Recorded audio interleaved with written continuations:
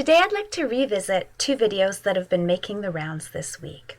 The first is the audio-visual phenomenon known as green needle and brainstorm. And the second is this video titled, "It's Time to Revisit the Truman Show." This is put out by Truthstream Media, and I'm only going to play a couple of clips from it. So if you enjoy it, please check out Truthstream Media. There's a pretty profound message in this video. Thank you, by the way, to Amazing Polly for recommending it through Twitter. And the message is sort of clarified through an analysis of green needle brainstorm. So first we're going to revisit this video over here, and remember, you will only hear the word you're reading. Let's give it a try.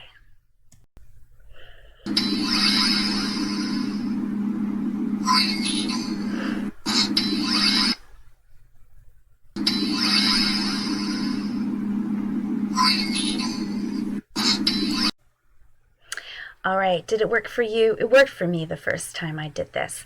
I only heard the word I was reading. But actually, that's not exactly correct. You will only hear the word you're thinking. I'd like you to try a little game here. I want you to, as I play this clip a second time, I want you to read the phrase green needle. Let your eyes scan over those letters. However, as you're reading it, I want you to think very forcefully the word brainstorm, brainstorm, brainstorm as you're reading green needle. And then do the same thing for brainstorm. You're going to think the opposite. You'll be reading brainstorm, but thinking green needle. See what happens when we try this.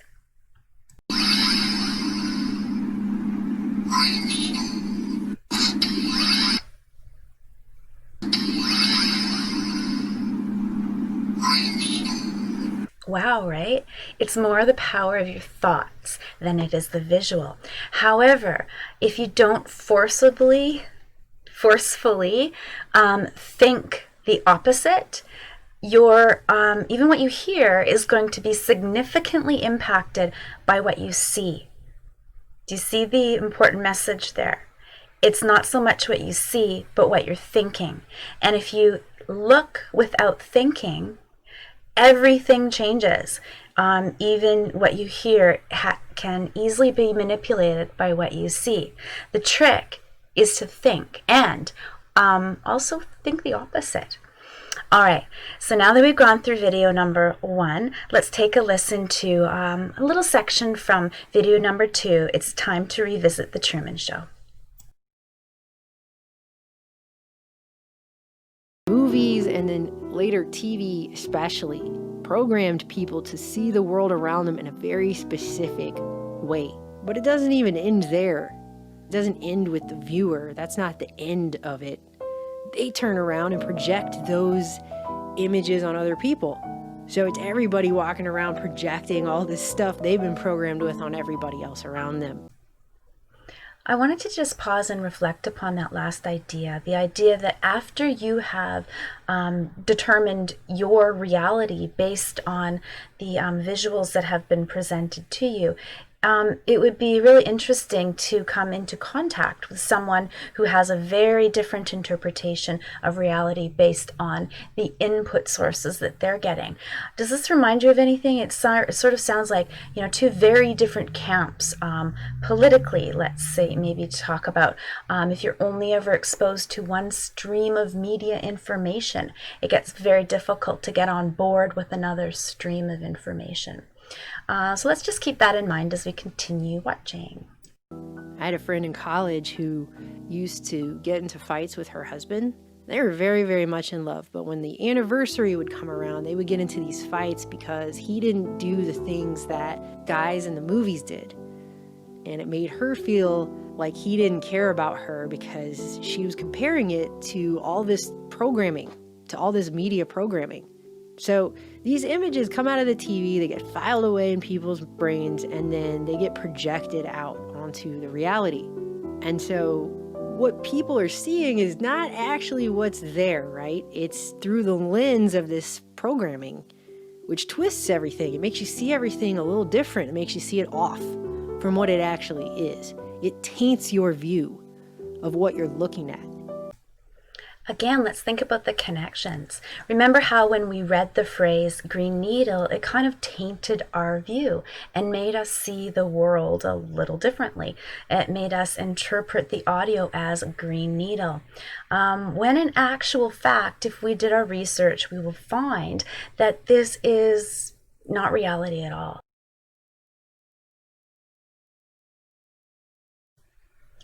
Actually, the audio that you are hearing is a sound made by a Ben 10 figurine.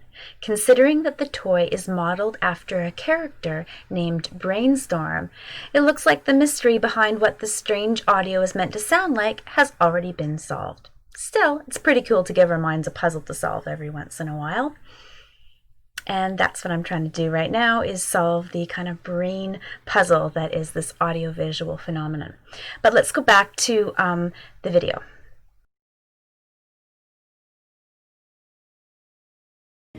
People are just projecting onto one another what they've been told to believe about themselves and reality through a lot of it through the media, which Marshall McLuhan said is the message, right? The media is the message, the media is the massage. It's both. It's both a massage and the message. It's massaging in the message. So it's both.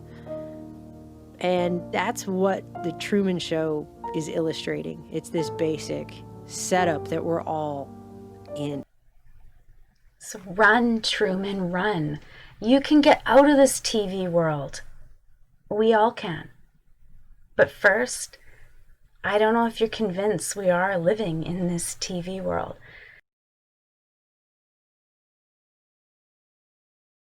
There are people prefabricating media environments. For example, in the case of a virus, the little green box here was already set up. The parameters for what we would hear about a pandemic were already outlined at Event 201, a global pandemic exercise. So it was kind of a pre-enactment of what is demonstrated, or what we're actually living in reality right now. So look at how familiar this pre-enactment is. We could be looking at double the number of cases in 1 week and 16 times as many in a month if we are not able to stop the spread. That would be on the order of 500,000 cases, and it would continue to rise exponentially. In 3 months, we could be approaching 10 million cases. We're at the start of what's looking like it will be a severe pandemic. And there are problems emerging that can only be solved by global business and governments working together.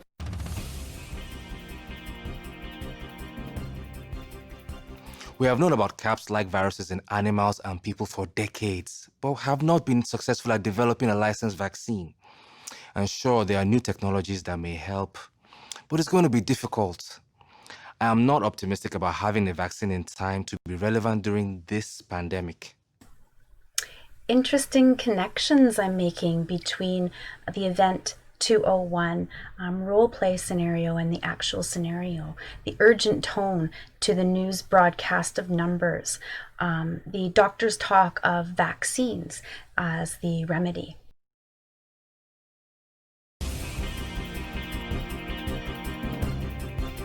We are not out of money yet. But the fact is we are trending in a dangerous direction and something needs to change. So the policy question for this board now is, how should financial resources be prioritized? Are there nodes that we cannot allow to fail? What is your sense of priorities? We don't have money to pay for all of these urgent problems. So at the moment, we want the funds, right? You need the money. So where's the money? So government kind of supplies some money. A lot of, private sectors, some are sitting here. You have some money. No money, prioritize. Certain businesses are going to have to sink, namely the mom and pop shop ones. And governments are going to have to give out some money so that at least the consumer cash can flow to the few big ones that are open, right? That's how it played out. Governments need to be willing to do things that are out of their historical perspective, or for the most part, it's really a war footing that we need to be on. Whole countries can be put on house arrest if we just make those numbers sound scary enough.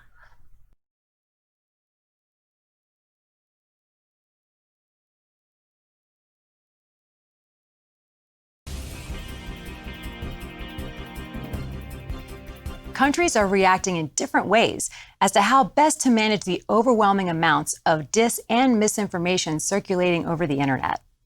In some cases, limited internet shutdowns are being implemented to quell panic.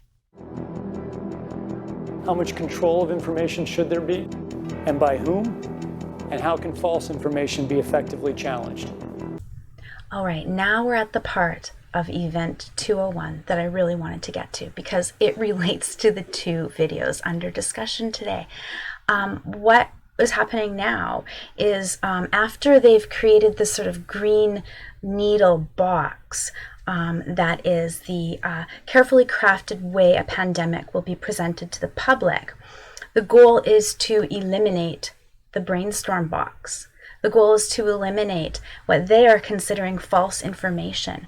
But what I am presenting to you is that in order to really find reality, you have to actually think opposite. You have to seek out the Brainstorm box in order to really test the validity of the green needle box. Because what this last little clip is saying is that there are going to be limited shutdowns with the internet. What we experienced during COVID-19 were not internet blackouts as a whole. We were very reliant on the internet, and another part of Event 201 talked about the importance of keeping internet connectivity very strong. But what they really, I feel, mean by limited shutdowns were very selected, targeted shutdowns in terms of censorship of certain channels, of certain voices, and also things like shadow banning. So you think that you're getting out there, that your voice is getting out there, but it's not. So there was a very carefully crafted plan to control the narrative. Only one of these green needle Brainstorm boxes was designed to be presented to us. So the Brainstorm is completely taken out. It's ironic. That word itself means a flurry of a variety of ideas, and that's really how you get at the truth. After wondering, is this green needle or is it Brainstorm, I had to do some research, and the research told me that it was a toy based on a character Brainstorm. So there is a conclusive answer when you do the research, but until you think in a contrary manner, until you challenge yourself to think the opposite, you might not know that there is any alternative story, because so carefully contrived are the media messages. If all you see is green needle, all you will ever hear is green needle, and you'll never know the truth that what is actually being broadcast is Brainstorm. So I've just used the COVID-19 as one example of the way that things can be packaged and presented to you. And it's dangerous. We do see these voices very pointedly being taken down. The ones that I hear most resonating in my head are the voices of the doctors that were speaking about the alternative medicines for COVID-19, the hydrochloroquine, etc., and zinc, etc. Those voices were ridiculed and censored, but I think we need to hear them despite whether or not you agree with them. It's important to think before you or as you consume. If you're just reading, you're going to just hear one thing. But if you jump ahead and think while you're taking in information, it's going to give you a fighting chance at getting the truth.